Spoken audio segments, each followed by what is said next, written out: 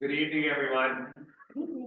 We're gonna try to start close to being on time, to get you out too close to being what we said, right? Although because Shirley, you can leave early, we're not gonna make you stay, but if we're not going, you'll also stay. So my name is Jim Trappers. I'm the Director of Transportation, Mobility and Parking, for the city of Norwalk. And thank you for coming out today. I thank you because I think the team, is really excited about the investment, looking to make the investment, so we've had a number of community meetings, to gain, support, to gain comments, to gain input. I think we hired, an amazing firm, to guide us through, that entire process, right? And I think what we are going to show you today is what is a result of those meetings and what we have secured funding for, right? Which I think is pretty important, right? Because we're not just gonna talk about, hey, if we get some money, we might do this for you, right? This is actually something that we're gonna get done. We want to go out to bid relatively soon. I think what we really tried to do in looking at is how do we improve the aesthetics within the project area? How do we set the tone for what the aesthetics look like outside the project area, right? I also think how do we make the travel, to and from the train station, function? How do we have safety in a road network around here? So I think we got it, right?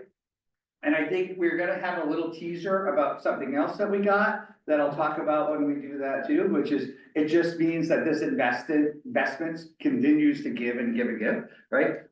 So there's a little more when it comes down the pike, right? I'm gonna be here throughout the evening. I'm gonna jump in and out, but I'm gonna leave it to our associates at VHB who has been working on the plan to go through each of it with you. And I think what I'd love to say is let's go through the presentation. If you can, hold comments, questions to the end so that we make sure that A, it doesn't get answered in a later slide, but B, that we also make sure that we get through the whole thing for you, okay? All right, so without further ado, gentlemen, would you please introduce yourselves? Sure. You want to go through, please? Good evening. I'm Ken Schwartz. I head up our planning and design practice here in the Northeast region at DHB. Steve O'Neill. I lead our practice for municipal design, and really excited to be here. I lived here many moons ago, right out of college in South Norwalk, so it's amazing to be back and see all the changes. And quite frankly, and to work with the staff and developing what I think is a really exciting plan and some improvements in and around the station area and city streets and keep moving forward. So it's a great project and really happy to be here. And we've got Tommy Boston. Tommy, want to introduce yourself? Hello, Tommy Boston, Senior Planner with VHB, helping out Steve Ken and the project team. So our goal And tonight. Steve, if I can just for 1 second, and I forget, so the real actors or of this show, and the ones that really put on all the work in the background is the Redevelopment Agency, who really led this effort. I got to work with one of the most amazing people that I got to know, and he's fabulous in every stretch of the word, but I think from the RDA's perspective, they're the leader in this, so they're here joining us today. Brian Bedoli could not be with us tonight. He's the executive director, so I'm pitch hitting for him. But Brian and I work really closely together. So I just wanted to give credit to these guys, and it's Joe's ears. So we're going to. We have two goals for tonight. One is to give you an update on the work that we've been doing over the last several months, and the second is there's a World Series game on tonight, and I know I'm a big Yankee fan, so I wonder why. Well, we're in there and get in there and pray.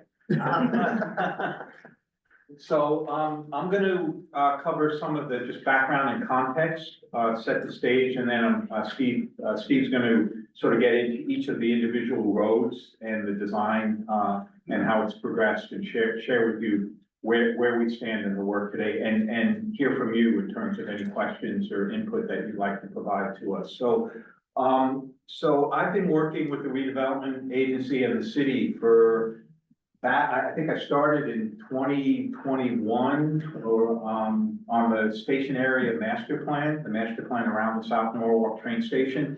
And what's really exciting is that that study that you see on the right there, kind of set the framework, and, that led to the city and the redevelopment agency securing grant money for implementation. And as a planner, oftentimes I work on a lot of really great plans, but they never get implemented.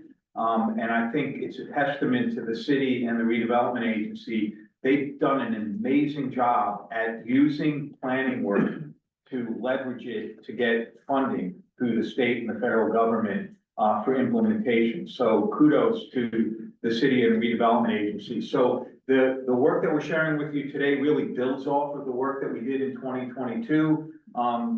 It's funded through the Connecticut Department of Economic Development, Community Challenge Grant, which provided the funding to fund the design and construction of what we're gonna be sharing with you. And it focuses on a number of things. It focuses on equity, getting people to jobs and to the trains so they can go to work. There's sustainability built into the design. There's a series of streetscape enhancements, tree plantings, sidewalk improvements, bike accommodations, like I said, connecting residents to employment centers, business development opportunities, neighborhood uses, and affordable housing. And then, as Jim mentioned, the great news as well is that we were able to leverage it for a 2024 RAISE grant for design enhancements to Martin Luther King Boulevard as well. And for those of you that are here, here's a sneak preview that on Monday, this coming Monday at 9:30, on the State Street side of the train station, there's going to be a big press conference that will announce the securing of the funding that's going to fund the design improvements along MLK. So That was my little teaser, in case anybody missed it. so next slide. So for those of you that may have been involved in the South Norwalk train station area master plan, coming out of that work were a series of community priorities of things that the community would like to see around the train station. And the great news is that what we're going to be sharing with you today is the implementation of many of these things that you see on the left side of this slide. Streetscape improvements, road diets, bike accommodations, plantings of additional trees along the streets, traffic safety, improved lighting, connections to the train station, and traffic signal improvements. So these were things that we heard from the community back 3-4 years ago that are now being embedded and designed as part of the project themselves. So that's the background. I'm going to turn it to Steve now, who's going to lead you through the actual roadways and what's being designed on those individual roadways. Right, thanks, Ken. So really just to kind of orientate, north is straight up. You can see the garage, the parking garage here. South Station is on this side and the historic side here. And the area that we're really focused on is looking at Station Place, which is the new road alignment in front of the station. In fact, you can see it coming together right now as the new fencing came out, boxing out for the Spinnaker development. And then it's looking at the various city streets in and around, basically Chestnut Street, Henry Street Extension, Mulvoy to Franklin. So we're looking at all those elements that Ken spoke about, walkability, creating more aesthetics. We're basically looking at the design tenets that have been utilized throughout the area already. If you're on Monroe Street today, you see the nice brick bandings, the street trees, the period lighting, the historic lighting. Those type of elements will be the same type of elements that bring through to bring in that consistency within the walkability of these areas here. So we're really excited about that. I'm sorry to interrupt. The folks online asked if this would be made full screen. Full screen. Tommy? Okay, Yeah, it should be. It's split because it's showing the presenter as well.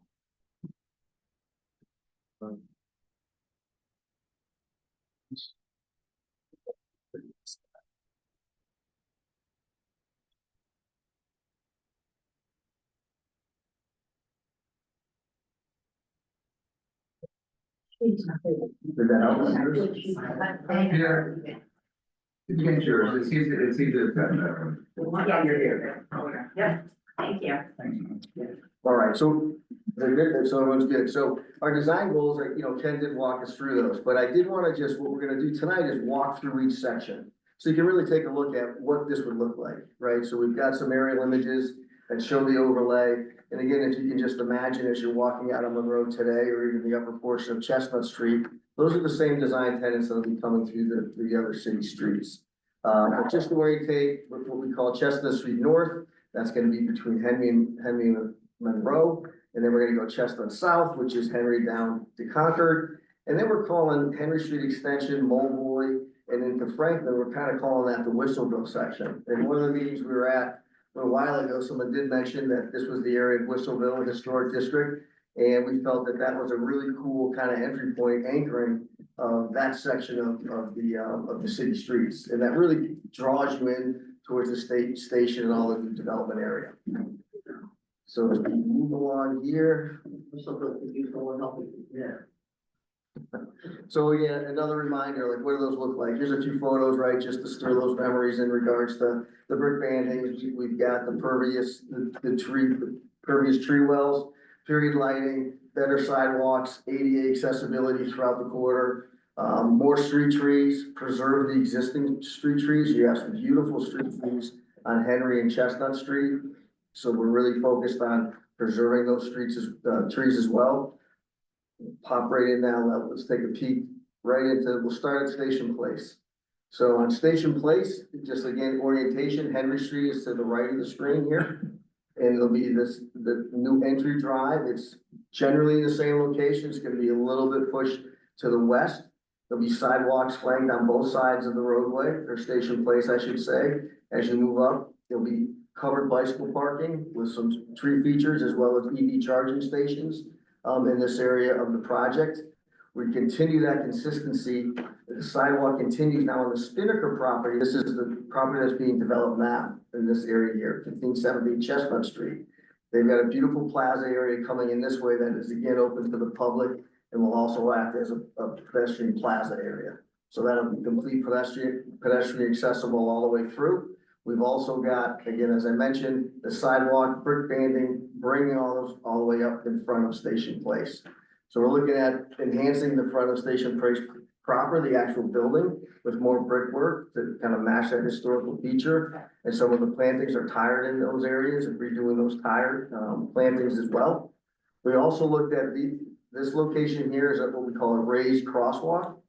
There's two of those here, and one of the premier things we're looking at for Station Place is really trying to get after the cut through traffic, right? It's a great little spot to sneak back and forth without dealing with Chestnut Street. So with cut through traffic, you find high speeds, people moving quickly. So these are all designed to knock those speeds down to 20 miles an hour, all right? So car, unless you're gonna get air coming up off of these things if you're going over 20. So those features there are gonna help calm the traffic, create a much more pedestrian environment, better bicycle access through, low volume, low speed. So everything in the Station Place is gonna be knocked down from not just motor vehicle traffic, but much better pedestrian flow and bicycle traffic flow in and out. While still accommodating buses in and out, depending on how that ends up in the long term, on what side of the station. I know temporarily they're currently located on State, and whether that's working great or not, maybe they'll stay there, and they're gonna kind of work through that as we go. Anything else, Jim, on Station Place that I might have missed? No, I think what the design is, it shows for an area for the spaces that you see on the side. You really those dedicated more for the kiss and ride, the east drop off. You have a larger lane that you highlighted in yellow for that kiss and ride on the other side. I think we really wanted to narrow down the wide part of the road down more towards Monroe. You'll see an island in there. So what we heard is really characteristics of an historic train station. So I think really tried to get that with the introduction to more of the brick facades, but really the raised crosswalks to facilitate. This is a really slow road environment, right? We don't want we don't want you like rushing the mission train and cutting through here, right? This is about a lot of pedestrian access, feeling really comfortable and, and getting that connection, adding in street trees and green space and as well as, a connection, one of the things is, the 1517 Chestnut will also have a number of parking spaces that's available for commuters. So to make sure those commuters also had access, easy access to get to and from the train station as well. I just point out that the photo on the bottom left is the existing condition of the station. If you envision what the future will hold is, brick sidewalks along the front of the station itself, and then raised pedestrian crosswalks connecting from the station across the road to the parking and to the development. So it will really be a quite improved area. And you'll see all of the covered bike facility, right? So we added a new bike facility, covered bike facility in the garage portion of the project. And we also wanted to make sure that we could use the covered bike facility in this portion of the project as well, because there really is nothing worse than getting home when you go to work, when you take your bike to work in the morning and it's dry, and then it didn't stay dry all day long, and you have to come and sit on a wet seat. So I think we accommodate that. Did you have a quick question? Just a quick question about that little piece of space that goes up the back of that northbound side station.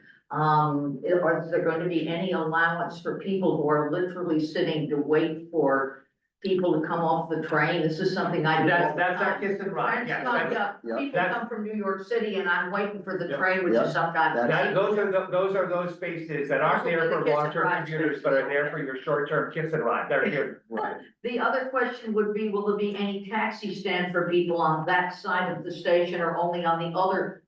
There's a taxi stand on the other side. There was like a 3-car taxi stand behind the northbound station. So we are looking at how we can accommodate, we think cat taxis are important, and and also the Uber Lyft, right? We wanna look at what could be those, smaller little staging areas, but what we don't want, in a smaller environment is to dedicate an awful lot of space to that. We feel the space could be accommodated with, or it's for those that are queuing, and then you can move, so a smaller number will move over to the station as well, so they'll be there as well. It's usually about 3. Yeah. Cabs on the back. It's just that I have one of my tenants comes often unexpectedly late, and she doesn't necessarily want to walk back to the house, at 1:45 in the morning, No, so. I get it. So she's hoping that she'll come out and there will be taxis there, and she won't have to go look for one. It's a true multimodal train station. Okay, just asking, Yeah, so I know she'll ask me, so I figured I should ask. So I guess there'd be one travel lane in each direction, and then this area would be the kiss and go, kind of a different color here. But then we also have 9 to 10 parking spaces here that are like that high turnover taxi type spaces, your Uber Lyft and Okay. whatnot. Okay, So that's that would be reasonable. the cross section, so on-street parking for Because now there's that taxis, little island, and then there's on the far side of the island, a few spaces to work with. yes. So just a logistics of that, it's a single lane of travel in each direction with the parking spaces. Is there physical space for 3 lanes of cars? Right, you have people parked, you have Yes. people that are gonna be there with their hazards on, which is all. Yeah, that area that he's showing right now. This right here would be that designated area, that's a full 8-foot As pull off. opposed to the sidewalk, there isn't designated. That's right, right, so But that's it's only in the southbound direction. correct. And the other side has high turnover parking spaces, so we don't imagine that you're gonna be, those are not for really longer term parkers, right? On that side, that would be where I guess I would hang out for my friends to go buy my car. And it would be much more walkable as well, right? So you have many opportunities along the sidewalk side, if it's a quick pickup go. Again, sidewalks on both sides, we're looking at, just as far as accessibility, so, heads are gonna be able to Monroe all the way to Henry on both sides of the street. Yeah, and it's just, somebody who's like, whenever I do take the train from there, there's like the difficult facilitation of getting off and then heading into Yes. Washington Street. Yep. Like a lot of people don't look at the crosswalks at all, they just take the shortest distance. Right. So I'm not sure, well, not so much on that side, on the other side, where you've got that, like, you have the crosswalk there, but then you've got the corner of the building. Yep. Goes right across the middle of that heavily trafficked area. That's just one thing that I see as the train lets out that could potentially still lead to. That's right, and at this location, so now the sidewalk will continue across, and now this will all be plaza area on this side, on the development side. So again, it'll be, porous for pedestrians, so we'll have full pedestrian, and this is a plaza area associated with the Spinnaker developer as well. So you have areas to sit and be outside with trees and brick pavers and whatnot, and so it's gonna be kind of pretty awesome. this area, but this area here, that'll be also a raised crosswalk, that'll knock those speeds down. And it's tough, but I hope in time we're gonna be herding those pedestrians to those appropriate crossing And locations. that's where maybe, you talk about Uber Lyft, something potentially with the parking space, Yeah, that little L spaces, flag over yeah. on the left side, This here, yep, potential, but there was a bunch I there do love today. the raised crosswalk, that's really nice. Yeah.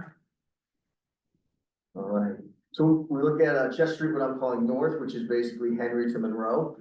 So that'll remain to be two-way flow. It's been one way, recently during the construction as they're getting kind of the due diligence work, so with their utilities for the development site at Spinnaker. So this will be two-way travel, as it was prior. And so basically you've got what you were before. I think we have some on-street parking in this area, tight cross-section, but it was working before fine. We're gonna move through, we're working with the school as far as pick up, drop off and make sure that all is facilitated. But I think the cool thing is that again, if you can, remember just standing right here where this stops, that's gonna be pulled all the way in front of the Spinnaker building, matched perfectly, coming through that same consistent design. So you're gonna know where you are, you're at South Station, right? So that's kind of the tenet that we're moving with throughout this section. Adding street trees as well. Period lighting is important, it's giving you more light, we're gonna do that on both sides of the streets, through this section here. But again, I think it's when you stand in the street, you can just see how that design palette's just gonna be continued its way down Chestnut Street. So Chestnut Street's pretty straightforward, it's again, bringing those design elements through the rest of the quarter. So it's the continuation of that street, that lamp, that Yep. lighting that you see in the bottom right of that photograph, Right here, that will continue and so. along that length of roadway. And so we've obviously been coordinating with Spinnaker, so we look at their face of building to back a curb, so we're getting all that squared away for our design elements as well. Questions on that section? What has been coordinated with Spinnaker? So Spinnaker's development pad in this picture here would be at this location. So as their development is underway, we are coming up behind or tandemly with them for these streetscape elements within the city's right of way. So they have a development project. And so we want to make sure that we're consistent with our streetscape elements within the city right of way, so it matches with Spinnaker. So what does that mean in practical terms? Just for, So look, and I think in the easy terms, it's, we don't wanna build something and have it ripped up right after we finish from a developer doing the work, right? So that's a coordinated effort. They That need to makes- work it, yeah. That makes much more sense. Yes, thank you. so moving down to the southern section of Chestnut Street from Henry to Concord, so that'll remain two-way. I know there's some back and forth, and so we're looking at maintaining the exact same cross-section. So we're gonna have two-way traffic, one lane each direction with our on-street parking on the eastern side of the street.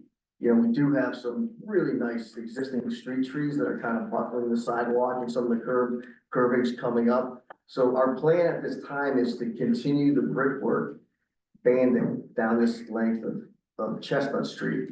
I will say though, in the areas of these mature trees that we would do everything to save, those might be longer sections it might be grass shelf, so we can make sure we can protect those root sources. So that we're still looking at with our landscape architects and the city arborist. And so we'll know that as we move forward, but do know that that's been one of our focuses, is absolutely protecting those mature street trees that you do have. They're spectacular. And so we bring those elements all the way down to the school at Concord Street. And so again, it's bringing Chestnut Street in this section between Concord and Henry, bringing that back up to that same design tenants. So it's the brick bandings, the sidewalks, and the period lighting. I should also mention, due to space constraints, the period lighting will just be located on the western side of Chestnut Street. There's just not enough room to get those streetlights in without hitting parked car doors if you get out of your car door. The cross section is not wide enough for that section. So that's pretty much the limit of the new streetscape lighting on this side. So pretty straightforward there as well. Any questions on Chestnut South? We'll point out this little bump out here. That's gonna help us, again, bump outs are gonna help us with pedestrian crossing, elevates the pedestrian in front of the cars that are parked in this location. So that's again, another good traffic calming element that we like to introduce in these types of projects. Okay, so this is gonna be two-way traffic? Yep. Yeah. And lighting on one side of the street, That's correct. On the side of the, pedestrian crossing, so peg crossing here. This bump out, so the bump out frames are similar to what you have on the road today, that frames the on-street parking. And we can't get a bump out on this corner because that would push the Concord Street guys taking a right into the opposite traffic lane. So that's the, will that bump out affect the trucks that come down that street? so trucks at this location, we have it designed so they can make a right onto Henry Street. They can always make a left. They can make a left because they can use the entire intersection with their wheel tracks there. What size trucks? This one here, we have a W50 that ran through here, so it's a tractor trailer can run through this section here. This right, you would have to take that lane, but it's one, well, this isn't right, this is one way. So it's only this way, right? So he's got that. So with heavy vehicles, left turns aren't as big of a problem because they have that area of the intersection that can utilize. It's the right turns that are Right. challenging. Right, and Henry Street is coming up this way. That's right.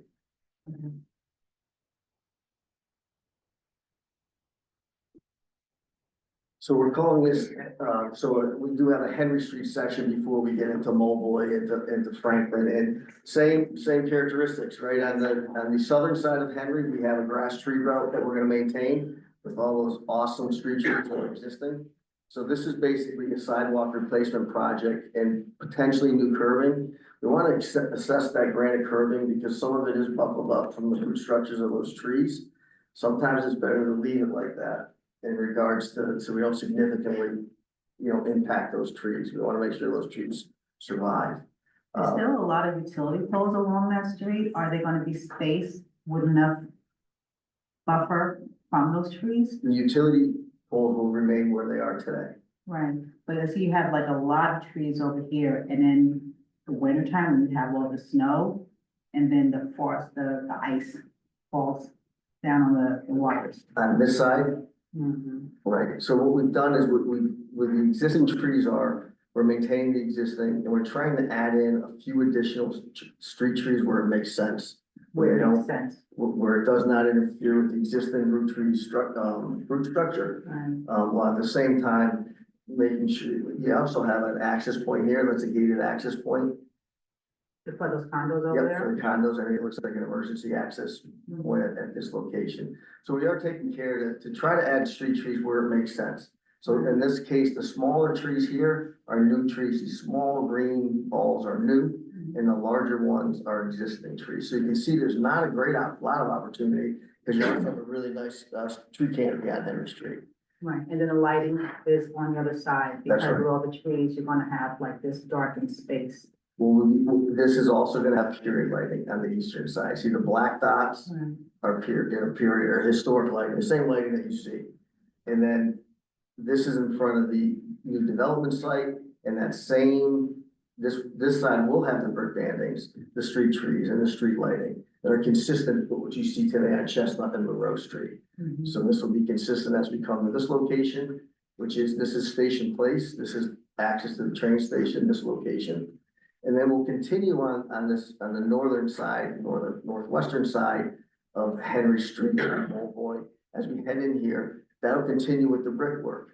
We have the room to do the brickwork. We felt that was consistent on the station side. And as we move down into, I'm gonna jump to the next slide, we're gonna continue the brickwork on both sides of the street once we get into what we're calling Whistleville. So just orientation wise, this is the railroad underpass location. Here's that little corner right at the bottom of the parking. This is parking for this train station. And that corner here's the intersection with Eli. All right. And I'm sorry, we're twisting around before I can see some people still staring at that. So as we move through, here's Eli. This is the railroad line going this way. This is the underpass to the railroad as you move into Franklin and Bates. So Bates is up in this location. So we continue with the same design elements on the northern side.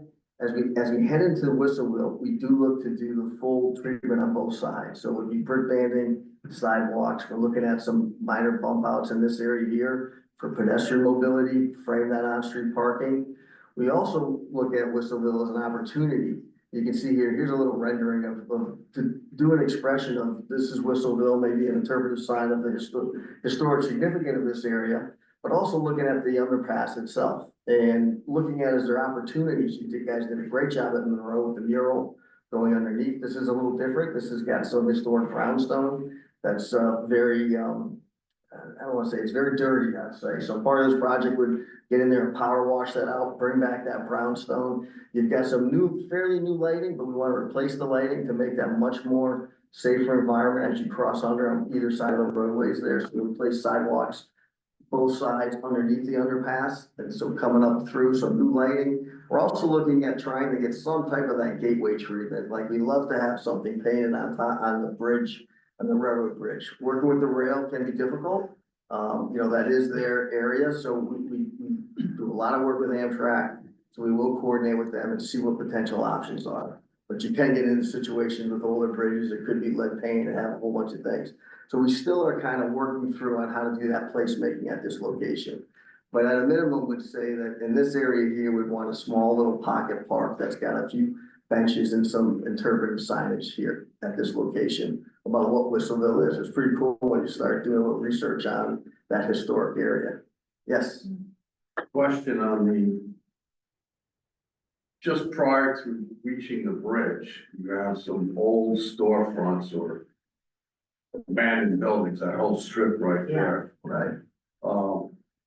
Cars sometimes are double parked. Cars are parked on the sidewalk, cars are parked along that whole stretch. When there's a vehicle coming from around that corner, they have to go over the yellow double line. Yeah. To get to that stop sign. I know it very well because I travel it almost every day. And, so what are you gonna do about that? So here at this, so the cross section, you can see the cars parked at this location here, right? So that is pushing you on the yellow line. So those cars shouldn't really be there. Tonight I watched a transit bus make that left, and when he's straddling the yellow line, he's really swooping across and he ends up in this guy's traveling. So we are working on that, and I think most of that, we've run out of turning templates there for the city buses. And without the on-street parking, we can get that to work. It will work no problem. So again, it's gonna be enforcing that. Now, we would like to see that cross section be a little bit skinnier, if you will, not as wide, and that would kind of not make people think that it is parking, right? So sometimes if you have a 16-foot wide travel lane, people, oh, there's enough room to park here, so they do. But if you have a 12-foot travel lane, you know there's not enough room because there's only 4 feet left for a car to get by. You have two businesses right on that corner back, This side further up. Go back more to my right. to your right. Back, Go towards, closer to the station. Yeah, heading towards the station. Right, a little further up, a little further to this way, right there. Yep. Well, back there, you're gonna, there's a business back there, don't know what type of business it is in there. Behind those old abandoned buildings. Yep. And then you have a earth manufacturing company across the street where the old train bridge used to be back in the day. It kind of goes alongside, there's a basketball court. So it's at this side. That side, correct. Yeah, they're doing some work down this park section. That company's been there for 40 years, processing earth. And when he comes out of there with his big dump trucks, he comes out and he makes a left heading towards the old Whistleville Road, and then he goes up Ely Avenue. Yep. So, what's gonna happen with all that? I mean, that's part of the problem down there. Too many big trucks. Right, so I think at least from a turning movement perspective, because we've run the templates on the city bus, that's probably the larger design criteria vehicle. So we know that, so we'll get more information on that. That's great information. That's what we're looking for. And so we can take a peek and see what exactly vehicles they have and how that turning radii works. It's more, I would think, coming out of their driveway and getting back in. The right turn in, I'd imagine they've got to pull out, if it's a larger truck, into the oncoming traffic to take that right. Sure. Yeah, so we'll contact them and discuss the type of vehicle they have.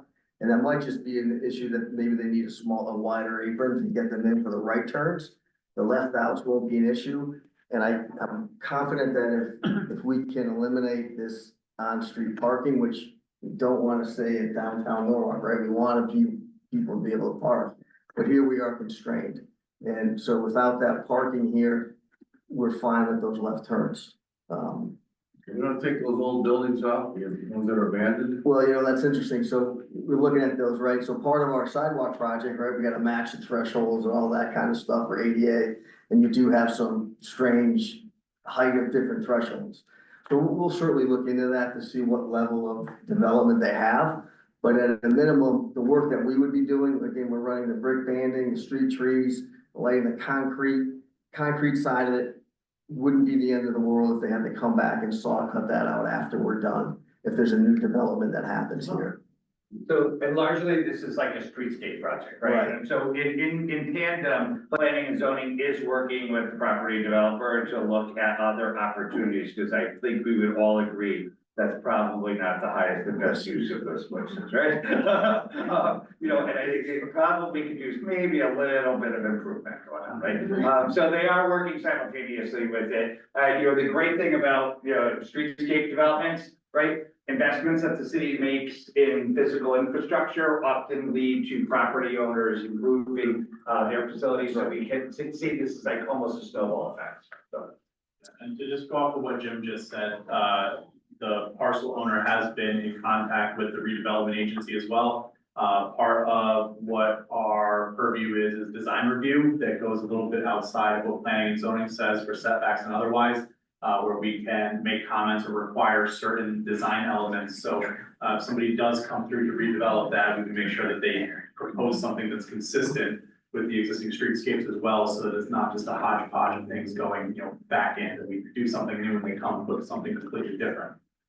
So we do have a little bit of input, for that as that moves along. I don't wanna take up any more of your time, but right by the intersection, by those old buildings, right there, heading towards the train tracks along the bridge. Right there, that, you had it before, come on down, right there, now going towards the train tracks. In the little park. About 50, 60 years ago, there was a staircase right there. Yeah. That you could go up the staircase and you could walk the sidewalk to the train station. Yeah, But before there was ever a heightened train platform. okay. So in the future, that would be a great idea to implement that back. So people that live in the area. A couple of our council members, along with some of the rail trail and bike walk commission people did meet, and walk the site, about a month ago. So it is in consideration of that, and they are looking to maybe advance that as possible. That there is some sort of, cut line similar to what you're talking about. So it's not outside of the realm of the possibilities. We are talking to people about it. Great. Luigi, right? So you got us on Whistlebit last time we met. That's what I was Googling and reading the books. Thank you for that. That was, I sent you the book. yeah, that was great. Appreciate that. You're welcome. I get mixed So up what- because they what had is the a whole bunch of historical plays place? about Whistlebit, like in the 80s or 90s. Yeah. And so Google would take me one way, then I had to find back the other way to get the historic context. So as we come under the railroad bridge, our intent is just to look at, on this side is concrete sidewalk with some period lighting. Probably concrete sidewalk up to this location. The sidewalk's in pretty good shape. There's one where they just replaced the utility pole that needs to be, the square needs to be pulled out and fixed. And the reason why is we recognize that this lot here is something's probably gonna happen there. So same kind of meaning in regards to development. So the investment in street trees at that location doesn't make sense, in our opinion, at this time, right at this time. So that's something that, if that were to be developed in the future, that the developer then could have access and then handle that section of roadway as well. So that's kind of why we stopped here, but we would add a mid-block, we'd like to add a mid-block crossing here, a mid-block crossing. There's one today. We want to move that further up towards the garage helix access ramp here, just for better sight lines. The current one is kind of near this staircase, and it's just not enough. In other words, if a speeding car comes around the corner, they can't see the ped, and the ped can't see the vehicle. So bringing that further up gives you longer spacing to see that for a safer crossing. So that's pretty much the Whistleville section. Any other questions on that? And great input. Thank you again on the historic aspect of that. Yes. So what is the historical context on Whistleville?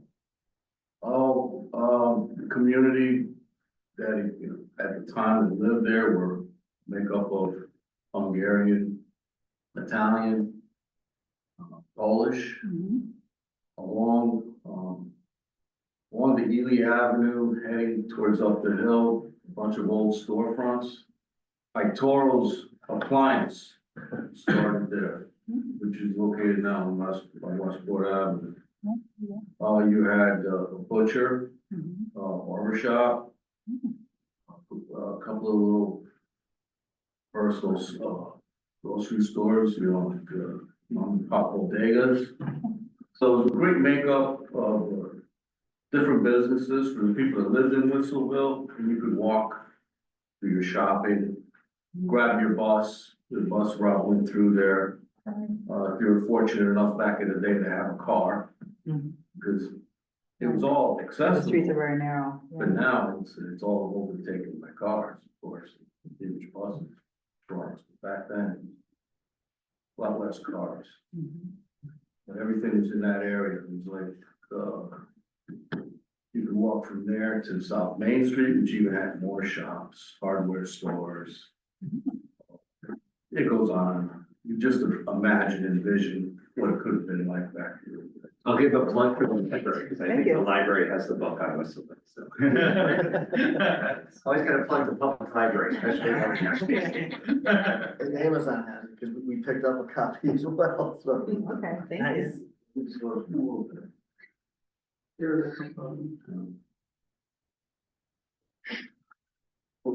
Back one more. So as part of our overall footprint, you know, Dr. Martin Luther King Jr. Drive, in regards to, what? You're not supposed to do that. We weren't doing health open, okay. All right, So I don't want to steal the thunder of the congressman who's going to be joining us. So we told you in the early part of the presentation that we had a special announcement to make on the 4th. And that was a special announcement that I said cannot include. We had hoped to have the press announcement before this, which is why we included it, right? Not to share the whole thunder, but I think a major big deal is that Norwalk will be the recipient of a $14 million raise grant to improve MLK.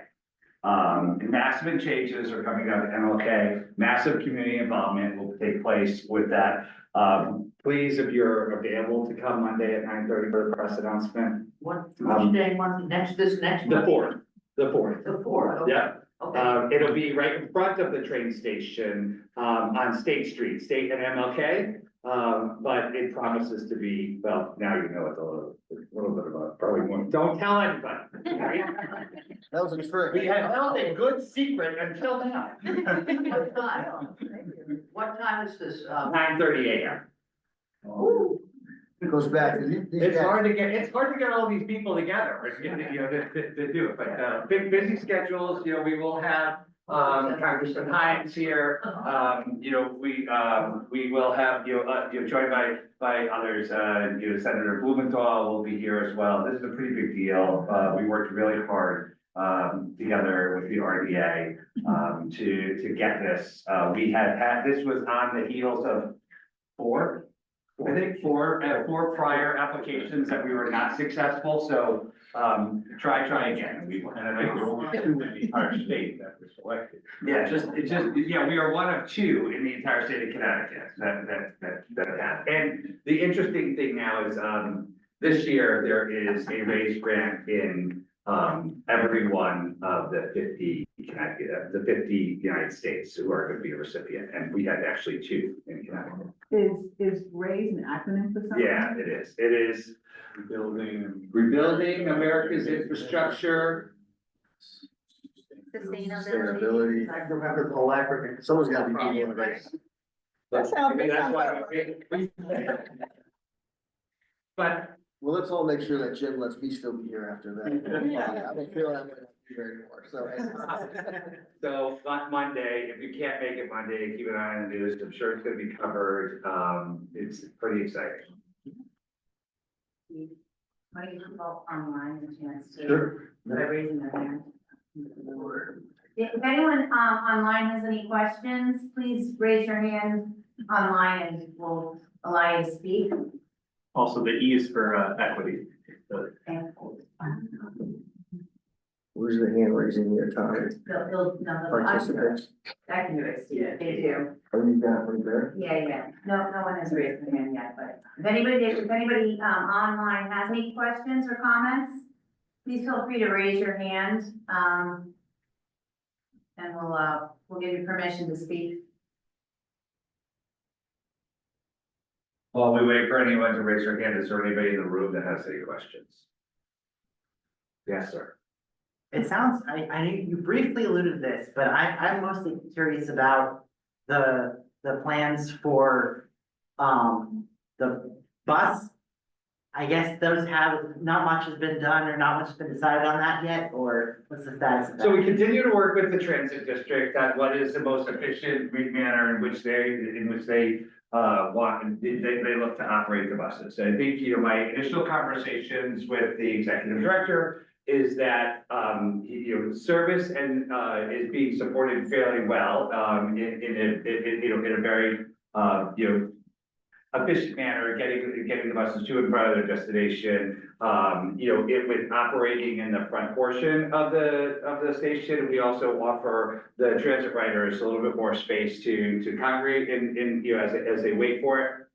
I think we're also looking at the results of the transit district's operation analysis that they're about to wrap up now, right? And I think the old way that we used to do bus transit was all about a hub and spoke. It was about one location, you all came together and then you dispersed, right? And I think what we're finding, it's better served when you have mini hubs throughout the city. And I think one of the recommendations that are going to come out is not everybody congregating at once, but just in mini hubs so that we can get people to and from their destination in a more efficient manner. So I think what we have here is a plan that could be supported in both ways, but really looking for the transit district to tell us what is the best way that this plan will support their riders.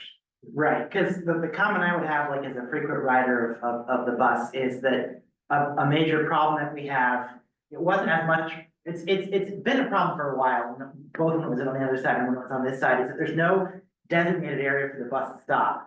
And so the bus often gets blocked by cars picking people up or dropping people off, or taxis, or other things that are all trying to share the same space. So it would be great if we could figure out kind of a designated bus stop, and people to wait that wouldn't interfere with everything else. Right, so we do think that, should it be at the front of the station, that we have, some potential concepts that would work with the transit district, but again, we don't want to do anything unilaterally and in a directive manner, right? We really want this to be, at the end of the day, this is a transit center, right? So it's how do we best service the people who are using the bus and people using the train and people who are using, car lift in an efficient manner to get them in the garage. I think we also looking at people who are parking in the garage, right?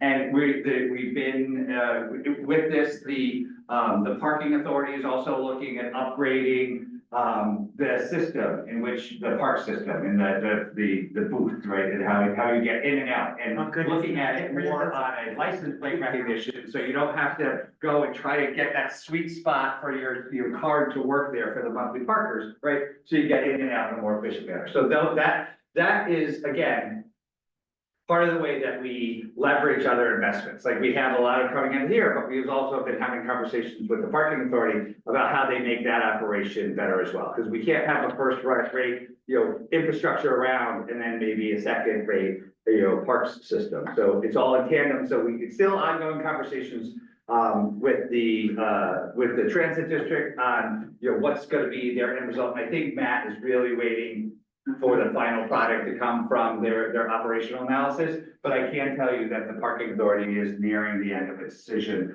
on a new system that will bring, you know, modern, facilities to those individuals getting, because we want to get you in and out of the train station faster. We do have a couple questions from some attendees online, so. Rebecca, you have the floor. Hello, thanks. This is all so exciting. It makes me, as a resident of East Norwalk, kind of jealous.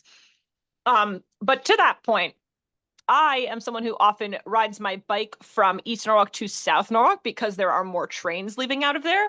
And forgive me if I missed this in the presentation, but I'm looking for more specifics about where there will be bike lanes for those of us who are riding to the station. I see where we're going to lock up, and that's super exciting, but what's our safe path to get to and from there? Thank you. Great. So I think the first one, you have bike lanes currently on Monroe Street, and those will remain. I think given the roadway cross sections that we have, in the city streets that we discussed on Chestnut Street and Henry Street Extension and Mulvoy and Bates, they're somewhat limited, but we do have the benefit of those streets being kind of low volume and low speed. So we're fortunate that we don't see a lot of traffic. We do have on-street parking, and I do know the car doors are challenging for folks on bikes.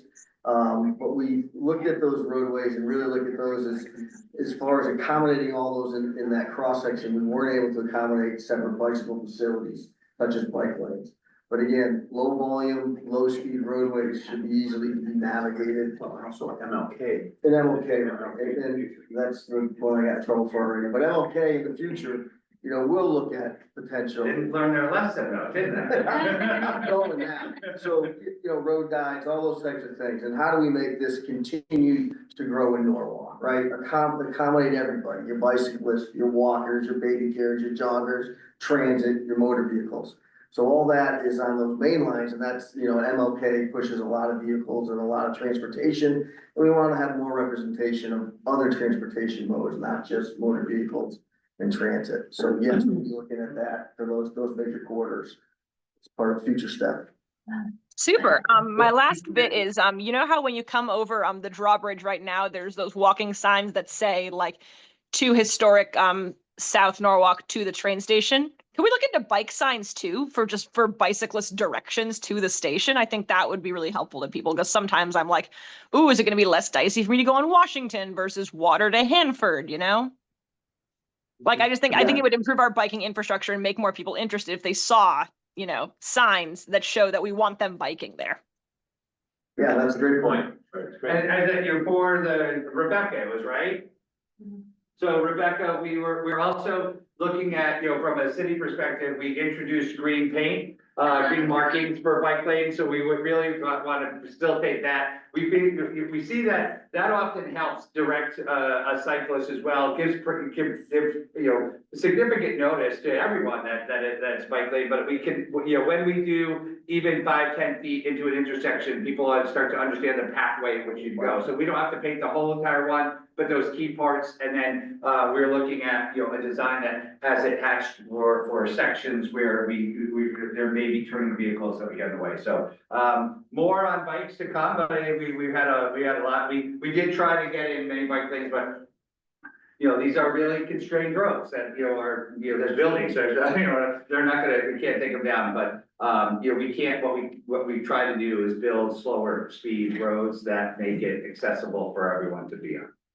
And I did see the East Coast Greenway come right through here too as well, a little bit north, but pretty cool as well. So Is there any Yeah, other why don't we questions? do the other person online and we'll go Yeah, back to the yes. other person.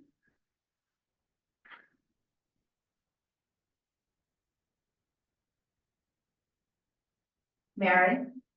Hi, my name is Mary Mann, and I have two comments. In regards to, I believe it is Henry Street that goes into Mulvoy, like when you're going into the train station, those cars parked along the side, across from the complex.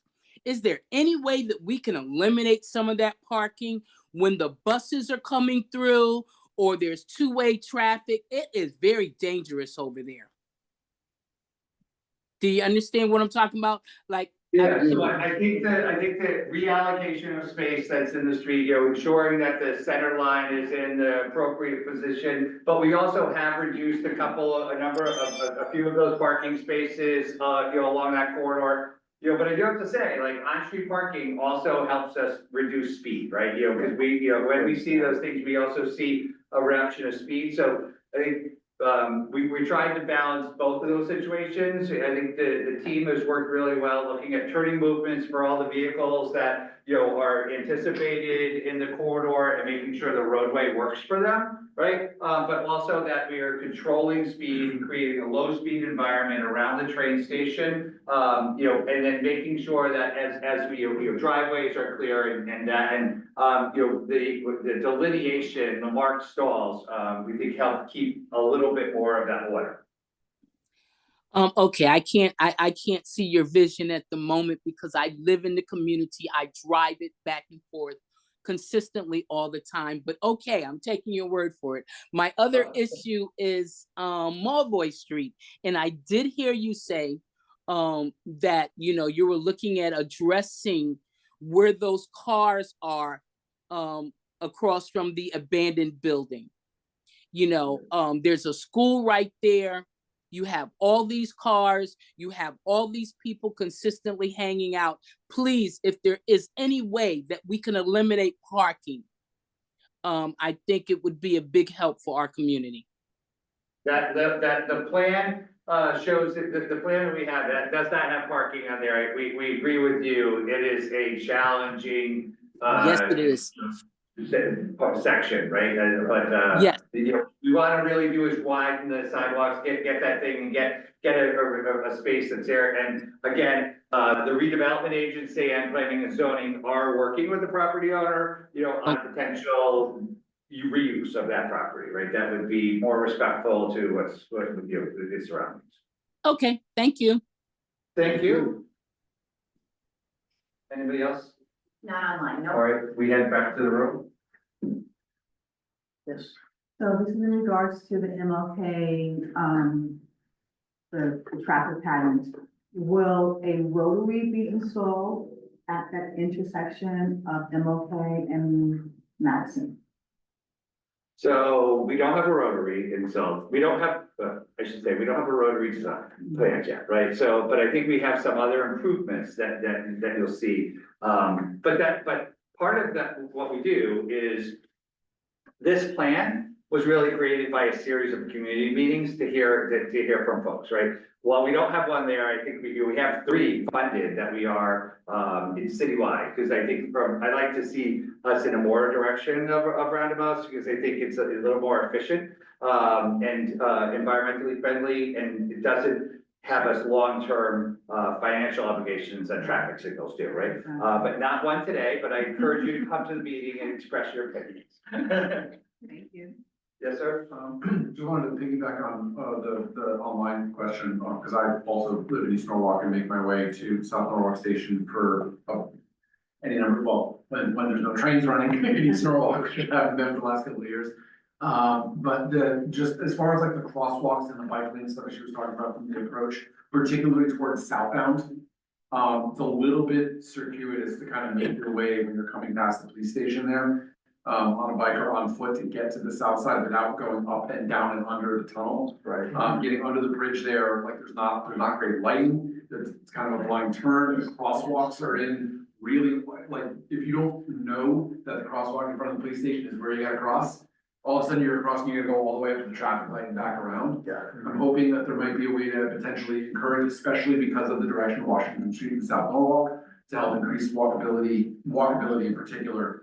In that area by either adding more lighting, a signaled stop, or potentially some sidewalks underneath that bridge that are a little bit wider and a little more easy to get to. It's just that particular approach, especially coming from downtown to southbound. Northbound is easy enough because you go right up the hill if you're there, but getting to the southbound side without going up to the northbound side and under is not as easy as it could be. The bridge you're talking about is the Washington Main Bridge. Is that the one? No, Monroe. The Monroe Street Bridge. Yes. Okay. So I think, so the bike lanes on Monroe, I think, could you go back to that? Cause I think we didn't spend enough time on that, because I think this one's a little, Bright lines on the road. Yes. do we not have one? Yeah, maybe go back one. We don't have, all right, so, There was a photo of like under the bridge there a second Yeah, ago. under the bridge is Go back pretty again. damn, he's right about that. Yeah, you can see, wait, hold on, back up. Yep, that was, Right there. you- on the bottom right there, you can see like the. it's That's just- it. It's always in Yeah. shadow forever. Yeah, so Yeah. like, whether it's adding more lighting or I direction. think, it's interesting, I don't think we didn't hear that before, I think what we heard was like wanting physical improvements, and that was the mural, but I think the mural also brings into highlight, and I agree with you, there's we need to look at the lighting that occurs under the bridge, right? And I think those are great opportunities, just to that level, through the level of interest, so if you could put that down, I think we should look at how we could get some type of lighting, but I also want to, talk about, Monroe as well, from a little bit of a bike, well, actually, this is bike and car, right, because, and pedestrian, so, what we have is a number of parking spaces that are on the side of the police department that aren't used, right? And what the plan is going to do, or the project is going to do, since we're more than a plan, right? Is go, yeah, there you can see,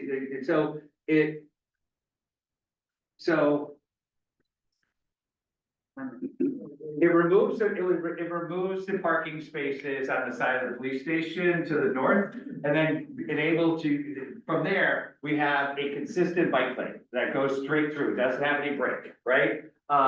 Because that other jogs out, but those spaces aren't able to be used, so we have parking spaces that people can't use. So we're gonna remove those parking spaces, and in place of them, we're gonna get a few more parking spaces, that are actually on Monroe Street on the southerly side, which is going to be in front of where there is your storefronts, right? So it's in a better space for you to visit things, but also what it does for us is that now then, we're able to keep a consistent lane through there, but the lane also stays. So when we're actually going, if you pay attention today, when you come Monroe and you want to continue on, there's a significant lane shift that you have to make to get to the other side. This actually lines it up. So we're actually improving the intersection at Monroe to normalize that. And I think that's a little bit what you're talking about. It's a little Concerns is that with the lanes gonna come down, right? Yeah, right, it's just, because then it's, you're, as a cyclist, you're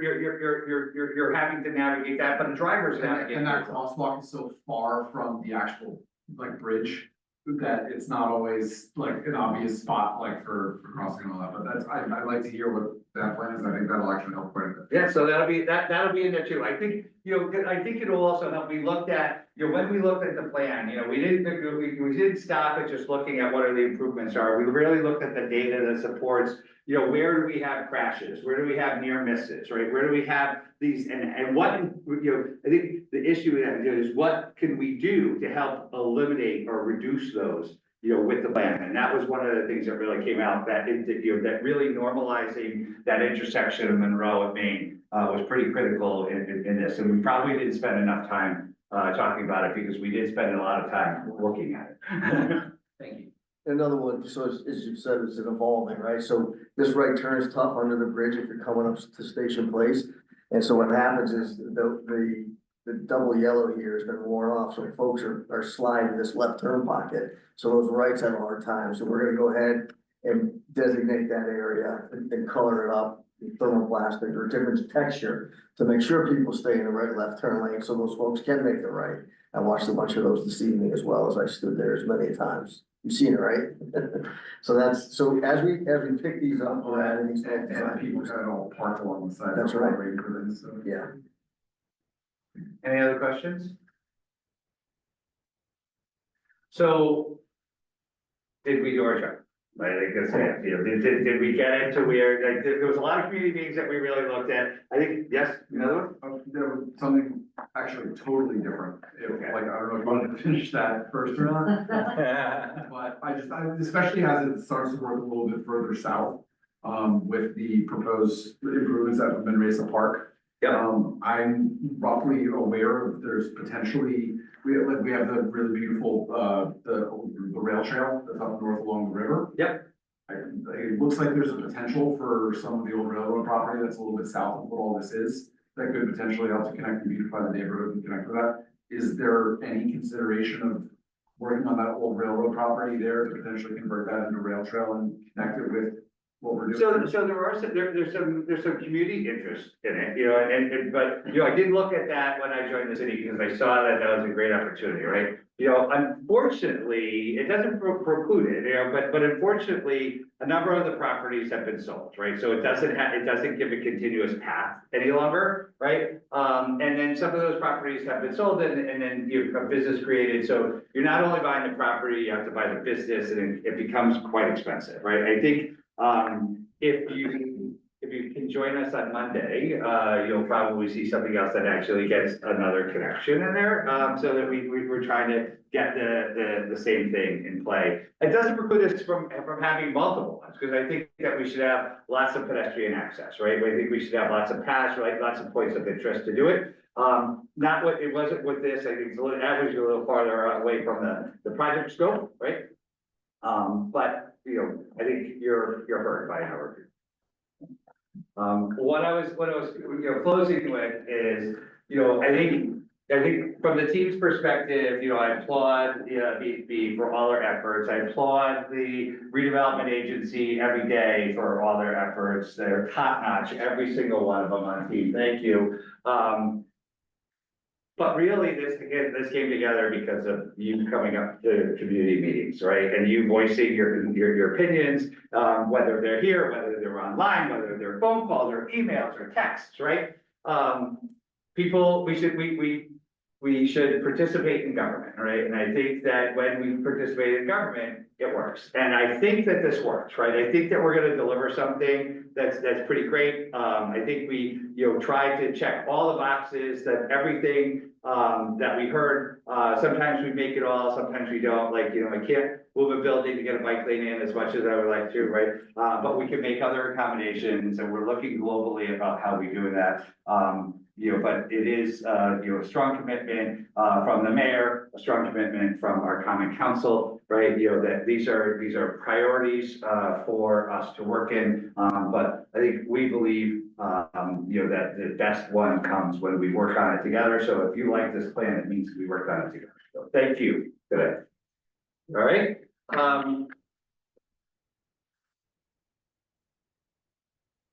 Well, let me answer a couple of questions if you want one-on-one, or, you know, we actually, what time did we have this till? 7:30. You got out 20 minutes early. There's a game tonight, you know, unfortunately, it's not the Red Sox, but, you know, we have to watch it. A question about a bus shelter, will there be bus shelters dotted along the city along that line? So we are talking, we are talking about, with the transit district right now, about doing it for. I think from the city. From a city perspective, so we're working very heavily on how to get. Yeah, right, that's how you get people around lots, right? So. Like, I realized. See what is happening in my office here. Hi, JJ, how are you?